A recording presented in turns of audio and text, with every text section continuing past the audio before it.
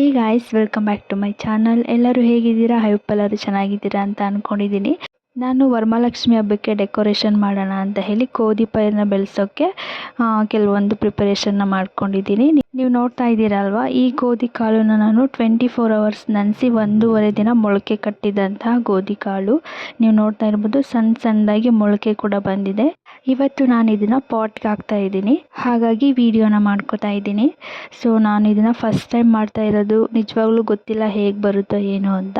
Hope for the best. ನಾನು ಪಾಟ್ದು plates ಎಲ್ಲ ತರಿಸಿಟ್ಕೊಂಡಿದ್ದೆ ಇದನ್ನು ಬೆಳೆಸೋಣ ಅಂತಲೇ.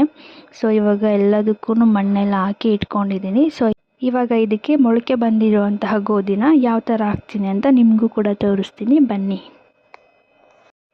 ಸೊ ನೀವು ನೋಡ್ತಾ ಇದ್ದೀರಾ, ನಾನು ಮಣ್ಣೆಲ್ಲ ಹಾಕಿ ಇಟ್ಕೊಂಡಿದ್ನಲ್ವ, ಅದ್ರ ಮೇಲೆ ಈ ಥರ ಗೋಧಿ ಕಾಳನ್ನು ಹಾಕೋತಾ ಇದ್ದೀನಿ.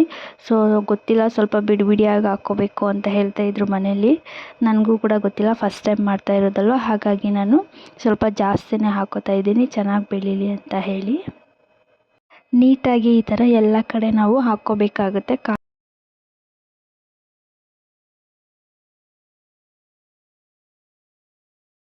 ನಂತರ ನಾನು ಇದಕ್ಕೆ ಕಪ್ಪುದು ಮಣ್ಣನ್ನು ಹಾಕೋತಾ ಇದ್ದೀನಿ. ನೀವು ನೋಡ್ತಾ ಇರ್ಬೋದು, ಸ್ವಲ್ಪನೇ ಹಾಕೋತಾ ಇದ್ದೀನಿ. ನೀಟಾಗಿ ಗೋಧಿ ಎಲ್ಲ ಮುಚ್ಚೋ ಥರ ಈ ಥರ ಹಾಕ್ಕೊಂಡು ನಂತರ ಇದಕ್ಕೆ ನಾನು ಸ್ವಲ್ಪ ಮಣ್ಣನ್ನು ಹಾಕೋತಾ ಇದ್ದೀನಿ. ಸೊ ಗೋಧಿ ಕಾಣದೇ ಇರೋ ಥರ ನಾವು ಹಾಕ್ಕೊಂಡು ಚೆನ್ನಾಗಿ ಈ ಥರ ಪ್ರೆಸ್ ಮಾಡಬೇಕಾಗುತ್ತೆ. ಜಾಸ್ತಿ ಪ್ರೆಸ್ ಮಾಡಬಾರ್ದು, ಲೈಟಾಗಿ ಮಾಡ್ಕೋಬೇಕಾಗುತ್ತೆ. ಮಣ್ಣು ಕೂಡ ತೇವಾನೆ ಇದೆ, ಆದರೂ ಕೂಡ ನಾನು ಲೈಟಾಗಿ ಈ ಥರ ಸ್ಪ್ರೇ ಬಾಟಲಲ್ಲಿ ನೀರು ಹಾಕ್ಕೊಂಡು ಸ್ಪ್ರೇ ಮಾಡ್ಕೋತಾ ಇದ್ದೀನಿ. ನೀವು ನೋಡ್ತಾ ಇರ್ಬೋದು. ಸೊ ಎಲ್ಲ ಪ್ಲೇಟ್ಸ್ಗೂ ಈ ಥರ ಹಾಕ್ಕೊಂಡು ಲಾಸ್ಟಲ್ಲಿ ನಿಮಗೆ ತೋರಿಸ್ತಾ ಇದ್ದೀನಿ. ಕೆಲವೊಂದು ಗೋಧಿ ಕಾಣ್ತಾ ಇದೆ, ಅದ್ರ ಬಗ್ಗೆ ತಲೆ ಕೆಡಿಸ್ಕೋಬೇಡಿ, ಏನೂ ಆಗೋಲ್ಲ. ಇದೆಲ್ಲ ಹಾಕಿದ ಮೇಲೆ ದಿನಕ್ಕೆ 2 ಸಲ ನಾನು ನೀರನ್ನ ಸ್ಪ್ರೇ ಮಾಡ್ತಾಯಿದ್ದೆ, ಬೆಳಿಗ್ಗೆ ಮತ್ತು ಸಂಜೆನೇ. ಸೊ 2ನೇ ದಿನಕ್ಕೆ ನನಗೆ ಇಷ್ಟುದ್ದ ಪೈರುಗಳು ಬೆಳೆದಿದೆ. ನೀವು ನೋಡ್ತಾ ಇರ್ಬೋದು, ಕೆಲವೊಂದು ಇನ್ನೂ ಸಣ್ಣ ಪೈರುಗಳು ಬೆಳೀತಾ ಇದೆ. ಸೊ ಇದು 4ನೇ ದಿನ ಮಾಡಿದಂತಹ ವಿಡಿಯೋ. ನೀವು ನೋಡ್ತಾ ಇರ್ಬೋದು, ಬಿಸಿಲಿಗೆ ಅಂತ ಬೆಳಿಗ್ಗೆ ಇಟ್ಟಿದ್ದಾಗ ನಾನು ವಿಡಿಯೋ ಮಾಡಿದ್ದಿದ್ದೀನ. ತುಂಬಾ ಖುಷಿ ಆಗ್ತಾಯಿತ್ತು.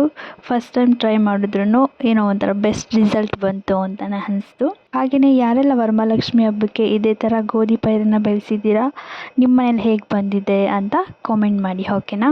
ಇನ್ನು ವರಮಹಾಲಕ್ಷ್ಮಿ ಹಬ್ಬಕ್ಕೆ ಒಂದು 3 days ಅಷ್ಟೇ ಇರೋದು.